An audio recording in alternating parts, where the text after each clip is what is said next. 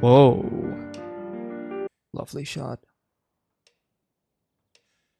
Oh, look at this one. The many different faces of Chuck.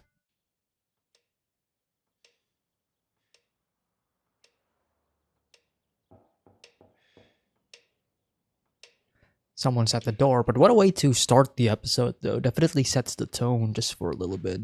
Feeling a certain sadness to Chuck. It's been a while. Thought I should come in and check in on you. Did I hear music? No, I was just gonna get that for you.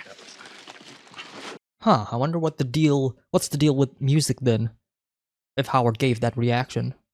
Davis and Maine are really pulling their weight. Gonna tell Chuck that Jimmy joined? Speaking of which, I have some news. He's working at Davis and Maine. Okay, there we go. Doing what? Working as an attorney. Oh. Noticing that reaction from Hamlin. Jimmy certainly has a way with people. Love the lighting He on does. Chuck's face here. Two-sided. Light They're and dark. aware of his background at Davis and Maine. I didn't pull any punches. I tried to paint a complete picture. Okay, respect to Hamlin. It's great. Good for Jimmy. Charlie Hustle, right? Yep. I feel that insincerity from Chuck there.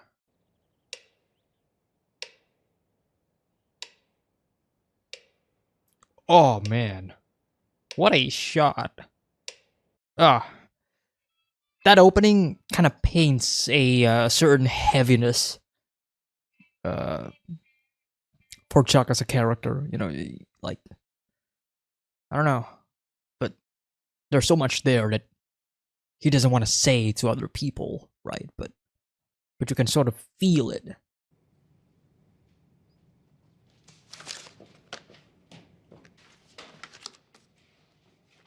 Okay, who is she replacing with? Who does she want to sit closely to? Jimmy? Interview will be coordinated through HHM. Oh, they're really close sitting together. I love that. List of all Yeah. Man, I love these two so much. It's It's an iconic location at this point. What'd I tell you? So, halfway points. I was thinking Oh wait, what about Corrales? yeah, get a nice little bungalow, or maybe not so little. Man, floor plan. they're like in sync. Morning walls. I love them. I love them so much. Are you serious? What? Geez, where's my solid gold blimp? No, that one, the other one. Jealous. Man, I love her so much. I can't wait for the new show from Vince Gilligan where she's like the main character. That's coming out soon this year. Yeah, I'm super excited for that. Just keeping it real. See you tonight. Maybe. If you play your cards right. Ooh. I mean, I've said this time and time again, but I love their chemistry, man. Their chemistry is so good. Hello, beautiful. What do you think, ladies? Yeah, I know, right? It's got all leather interior, heated seats for those cold desert mornings. Is there actually a place to put the cup, though? There isn't. Oh, that's so great. I love this. This is so great. It's a sign that the old does not fit with the new. Fits totally well with Jimmy's current character development. Like, it's just great writing, man. I love that. What is he doing here? Well, I mean, from what happened in the previous episode, I can kind of guess why. What are you doing here? I work here. Oh, small world. Mike is so frustrated right now. I feel you, man. My baseball cards I need back. You of baseball cards. So the Yes, I have a very valuable collection of baseball cards, and someone stole them. I mean, they have no idea about my other business. oh, buddy, oh, You're obviously under suspicion. There was nothing there for them to see. I refer you to our Oh, previous buddy. conversation and this blinking neon sign of a vehicle that says drug dealer. come on, man, listen to him. Listen to Mike. Those cards, some of them were my dad's. I am getting them back. I'm getting them back. I mean, I get it, but Mike's reaction is sending I'll me. find your cards. Oh man, Mike is too good for this. That is so generous of you. Oh, it'll cost you. Yeah. You owe Mike for this. I like the idea that Mike chose to help him just so that he can just shut up and leave, you know what I mean? I didn't mean to interrupt. Not at all. I was just blowing off some steam. You sound good. Thank you. Clears the head. Clears the head. Huh. Kind of puts into perspective, you know, with Chuck in the beginning of the episode. Might be onto something here. Nice work, Jimmy. Thanks, Cliff. Oh! What a hard cut. Kind of sounds like gunfire too, right? Oh! I can see why the sound reminded me of gunfire. I was thinking leather, definitely. Maybe alligator. Quiere piel de cocodrilo. Oh, senor, too much money. Oh, I'm sorry, senor. My son, he will help you, okay? Ayúdale a escoger y cobrarte más, hombre. Alright, let's see this conversation, man. Baseball cards. The way I figure, you saw that midlife crisis of a vehicle and wisely decided to cut ties with the man, and I don't blame you. I did too. Yeah. But you underestimated just how big an idiot you were dealing with. No, I'm pretty aware. Well, then you underestimated how attached the man was to those cards. So attached, he called the police and reported them stolen. But I think what we have here now is a carrot and stick situation. Oh, yeah? I'm not here to threaten your family. And the name of the stick is Tuco Salamanca. Oh! And Tuco finds out about your little side business. Got a big enough stick? Damn. You give me back the baseball cards, 10,000 in cash, and you net roughly 60,000. How exactly does that work? Dude, I love Mike so much. That was such a boss move from him. But you also got to remember, you know, like the sentimental value of like a father and son relationship, given Mike's, you know, a backstory with his son. So I guess there is that feeling of understanding from Mike to, you know, to get these baseball cards. Oh, look at this, getting ready to work. He did say he'll visit a few times a week for a couple of hours, right? You're gonna want that extra layer of protection for the clear coat. She deserves the best. Yeah, man, the car's gotta go. I'll make sure the boys at the chop shop are real gentle with her. The chop shop. Why?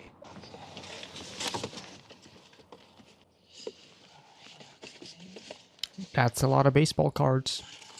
I love these shots from within, you know, the vehicles. Now the other item. It does kind of make me feel like there's like somebody in there looking at them. So it does make me feel a bit uneasy. Jimmy, how are we doing with client outreach? While we're waiting on those subpoenas, I'm thinking we should try wrangling some of this stuff from the Oh clients. boy, themselves. this is gonna Most feel a of these bit folks have- awkward when Chuck comes in. She keeps all of her paperwork in. She keeps it. I'm sorry, excuse me, Jimmy. I'm gonna need everybody's phone, key fobs, and electronics. Oh man, I'm not even Jimmy, and I feel so unease. You know, like how do you feel? Like the brother that you feel so much betrayal from just now. You know, coming into the office, and you're just gonna have to treat him like a partner and. Oh, opposite ends. Sorry for the interruption. Just pretend I'm not here. Happy to have you. Yeah. Getting documents from some of the clients.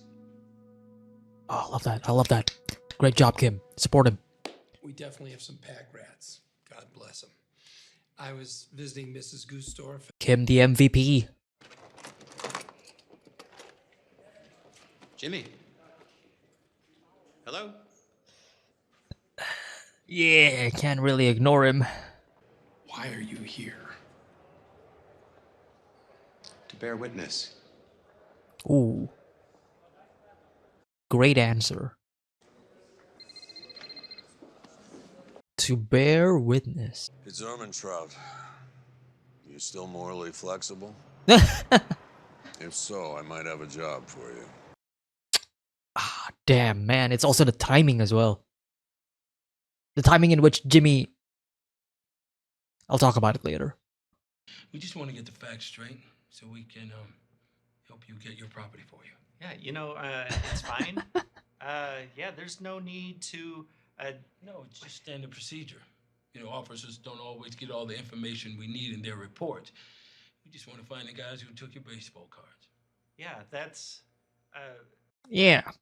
Well, as I was trying to say, it's no longer an issue. Dude, stop I talking. found them. Don't say that. It just makes it a lot more suspicious. Found them.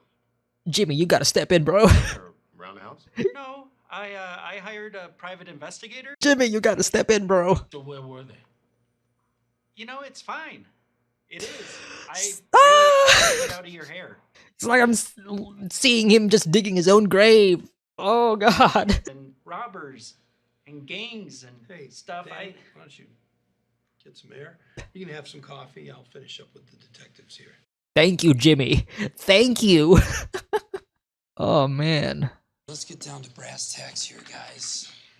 I'm guessing your two fine uniformed officers found Mr. Wormald's little hidey hole, and that's why you two are so interested in helping my friend here. This all comes down to a personal dispute. Oh, I love the composition, though. It's between Mr. Wormald and He's right there in the, yeah. Great composition. art patron. The reflection in the TV as well. It's more like digital media. Digital media. He made videos for the man. What kind of videos? Private videos of an artistic nature. This could go either way. Oh, man. What was on these videos? Uh, They were private. You said that. They were videos intended to titillate the senses. Technically, they would be categorized as fetish videos, but nothing illegal. What am I A watching? man, a fully clothed man, I might add. All by himself. I mean, Jimmy's working his magic, but like Fully clothed. the way he looks at the way they look at them, you know, like imagining it, I assume it's so funny. Oh man. Doing what? Yeah, come on, man. What? What part of private do you not understand, guys? Squad cobbler.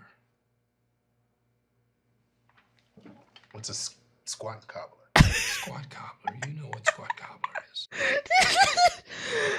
This is such a funny scene. Full moon pie. What? Boston cream splat. Seriously? Simple Simon the Ass Man. Dutch apple ass. Guys, am I not speaking English here? What the hell is a squat He cobbler? sits in pie. He sits in a pie. And he wiggles around. This might be the funniest bit in all of Breaking Bad and Better Call Saul. I'm sorry. Technically, he does a crybaby. It keeps going. Oh my god, I'm sweating. I'm so. Oh my god. Oh, And there is a costume involved. oh man. You got to be shitting us. Yeah, like I would make this up. You don't want to see it. Yeah, the triple look back on him. That scene was incredible. I love it so much. What, Chad? You're gonna have to make a video. Oh no. Oh no. Oh no. Just for just for proof, to say the least. Oh no. Whatever you want. Which comes first? No, Steeler's choice. They're saying this That's where the crime comes in, right? as they're That's eating a safe bet. pie. I am but a humble vessel. And they bought it? Yeah. I've heard some far out scenarios used to sow doubt, but this Okay. definitely takes the cake. Kim. Takes the Kim. cake. Takes the pie. Wait, you actually made a video? I gotta say, in the end, old Dan really committed. I Mhm. believed the tears. Oh, this is a leftover part. Yeah, exactly. I wasn't sure how many takes we would need, so I overbought. What if Davis and Maine find out you faked evidence? It wasn't a Davis and Maine client. It was some nothing little pro bono. Well, there's kind of a It was off the loophole clock. there. It was totally my own thing. Why? I didn't see you complaining when Ken the douchebag paid our bar bill the other night. No, that was a little bit of rule breaking right there. And if I remember correctly, you liked it a lot. That is so not the same thing. I cannot hear about this sort of thing. Ever again, okay?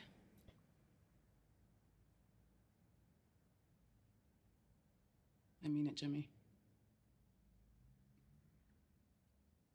You won't. Well, we know this is not gonna be the last time that they're gonna have this sort of conversation. Oh, that's the end of the episode. Oh, well, that went by quick. And I was about to say, like, noticing Kim's sweater, her University of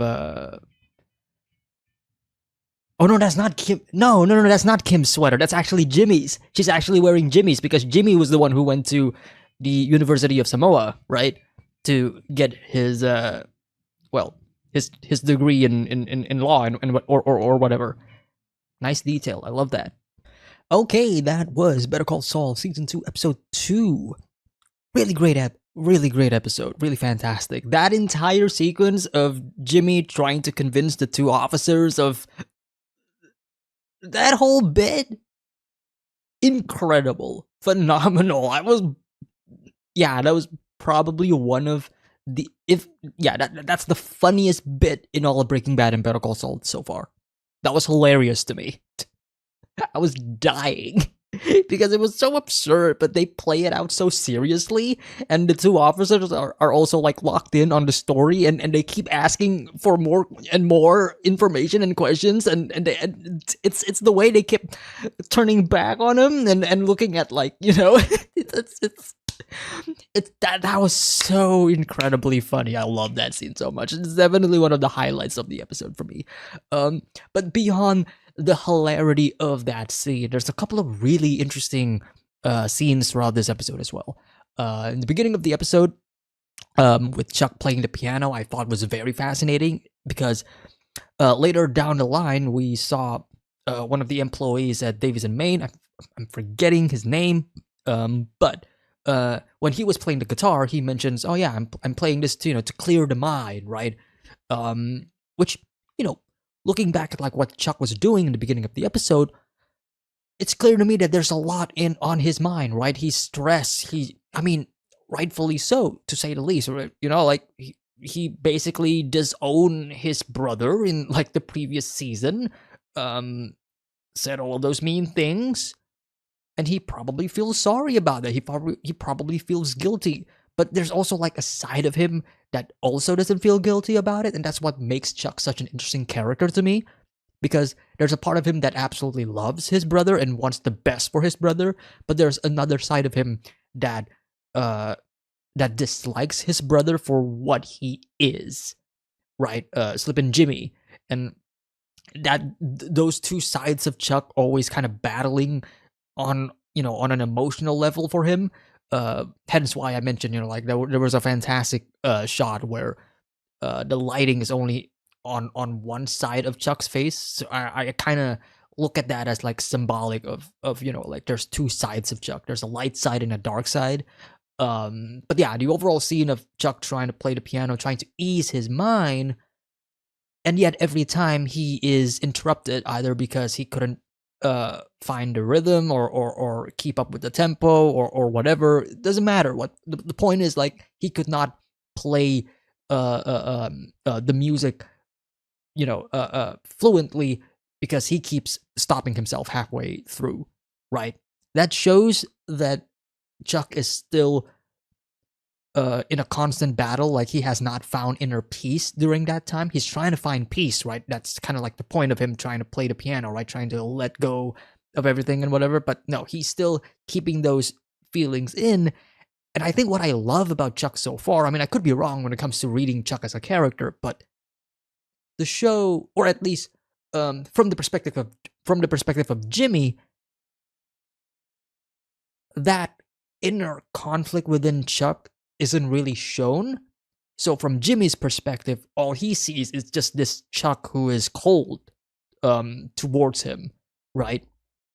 A distraction, a literal distraction, right? A presence that kind of shakes him to,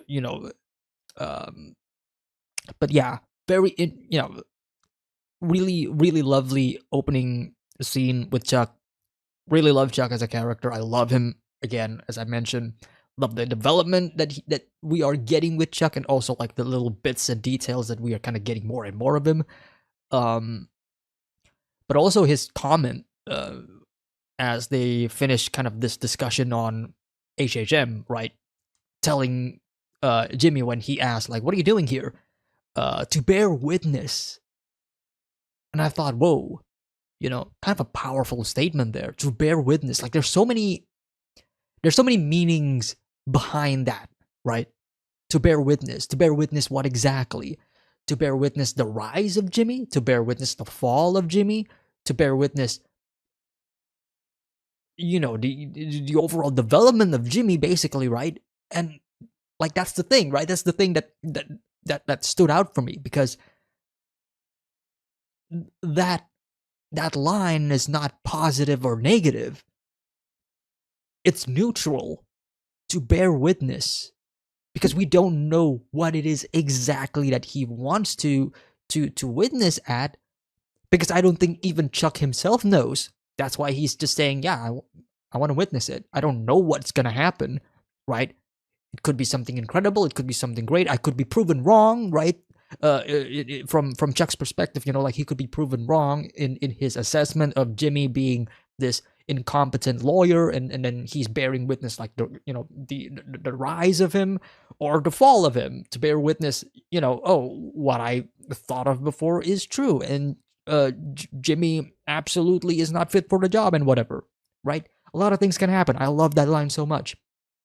Speaking about that specific scene, when they were having this discussion between HHM and Davidson Maine, specifically with Jimmy, I really love that Kim always tries to make sure that she is sitting right next to Jimmy. That's really sweet of her. Again, kind of elevating that overall dynamic, this incredible friendship, this incredible relationship as well between Jimmy and Kim. Easily right now, I'm just gonna say it, might be my favorite relationship in Better Call Saul, and maybe in Breaking Bad as well. I don't know. Walter and Jesse is like up there, but their relationship is like toxic. You know what I mean? So it's not like I enjoy watching their relationship, come and go, because it's always this fatherly figure who cares for his his son figure or whatever, and then they fight and punch each other and they all bleed, and then like the next season they're like hugging it out and high-fiving like, yeah baby, and then the next episode they fucking fight each other again because of whatever lunacy is happening in that series.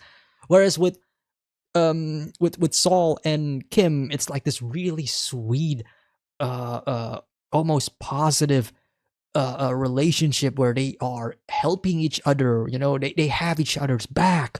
They are supportive of each other. Kim holding, touching Jimmy's leg there, just to give him emotional support, like, hey, I got you, right? It's so tender and sweet, and I'm like, I love them. This is great.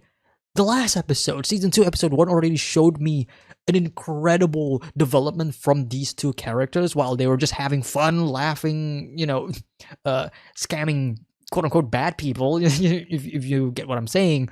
But now in this episode, you see more of that development. You see them kind of kissing in the garage in the beginning of the episode. You see them kind of hanging out together, eating pie, talking about random stuff in the end of the episode. You see Kim wearing Jimmy's university sweater and whatever, and I'm like, this is so sweet. It's so there's a precious feeling about these two characters, and I love them already. And it makes me worried if there will be if there will be a downfall of these characters, because looking back at like stuff that happened in Breaking Bad, for example, for giving comparisons, or not just Breaking Bad, just like stories in general, if we're being honest here. We got a character who we know is going to do bad things in the future, and then we have a character who is doing good things, but we don't know her fate in the future is, right?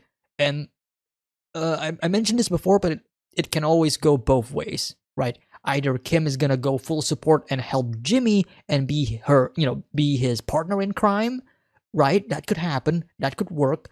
Or she is going to stick to her ground and have to unfortunately go against Jimmy because Jimmy has gone too far, right? It's always gonna go either way.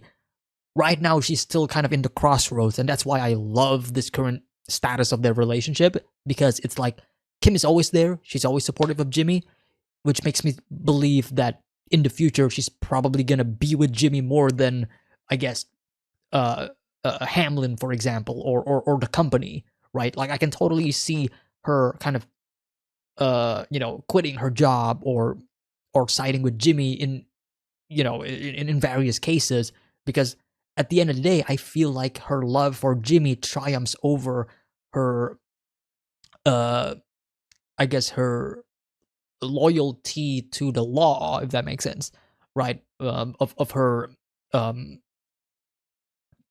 yeah, it's gonna be a really fascinating journey with the both of them, because as I mentioned, I hate to see them fall apart because of how strong they are right now. And that's like the main difference between this relationship and other relationships that we see throughout the series, including Breaking Bad. Because those relationships, they're always rocky, right? They're always, it's never gonna work out, to say the least. It all ends in spectacular disaster. I look at this, and this is probably the most I am attached to these characters in terms of like their relationship. Like I love these characters. These are so well done. These are characters that I want, to live happily ever after. But we know that's not gonna happen. We don't see Kim in Breaking Bad. That's like the thing that's like, you know what I mean? Like that's the thing that's kind of that I'm kind of worried about. And sure, I mean, we can just attribute that to the fact that they never really thought about Kim as a character while they were, working with Breaking Bad. But still, But anyways, aside from that, what else do I want to say? I will say when it comes to Mike as a character, I totally get why he wants to help the guy. I keep misremembering the dude's name. I don't know why it's such a forgettable name. I don't know. Anyways, but I kind of understand why Mike decided to help him regardless when he talked about the baseball cards, because as I mentioned during the reaction, I feel like Mike has this understanding of like, this person has this attachment to these baseball cards because these baseball cards used to belong to his father, right? The father and son dynamic, whenever that appears, I feel like Mike will have a softer spot on it because of what we know now in regards to Mike and his past with his son, right? So that might be the case. Also, of course, the fact that if things go wrong, then Mike could also be, he will also get mixed up in this regardless if it goes wrong, and it's gonna be really bad for him because he did kind of help him. So, he has to resolve this either way. But yeah, we skip to the funniest scene in the series, in my opinion. That whole stuff with Jimmy trying to bullshit his way into saving his client's ass is so funny. Kind of wish there's gonna be more of that in the series as we progress. Just Jimmy bullshitting his way. Before we get into like very serious stuff in the series in terms of like story development, because right now this is still like, I would say, this is still like level 1, if you get what I'm saying. Like, this is still like normal, like not big of a deal, if you know what I mean. Like if we're gonna get like Gus, for example, like that's gonna be like up there as like, okay, time for the plot to be, to be serious, and I don't think there's gonna be room for comedy or to have a laugh, to say the least. But for this current time, it makes perfect sense why, and totally fits the current vibe of like the show thus far. Jimmy, the comedic relief from Breaking Bad, making comedy in his own show. Like, duh, yeah, of course. And what a funny scene that was. I don't have much to say about that scene specifically, but I will say something that I wanted to talk about during the reaction is the timing of that moment, right?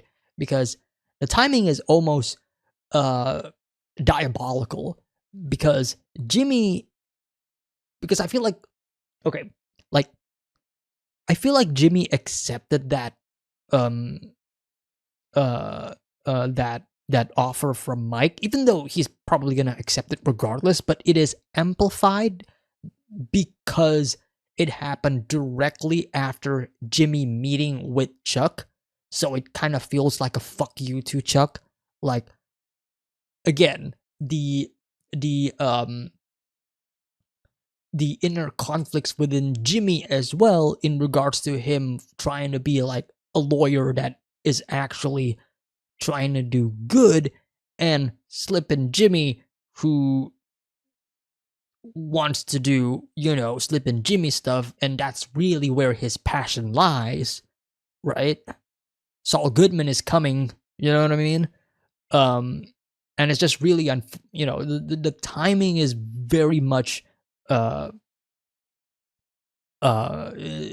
a very deliberate timing from the writer's perspective, but also from Jimmy as a character. It's almost kind of, it's almost like fate dictates it. Like Jimmy just finished talking to his brother. He obviously he feels this resentment, getting reminded again of his brother and his betrayal and whatever. And then suddenly he gets an offer like, "Hey, you want to help this criminal?" And he's like, "Okay, sure, let's do it." But yeah, great episode. I love it. Definitely had a great time with this episode, that's for sure. Hope you guys enjoy my reaction as well. Yeah, great episode. That was great.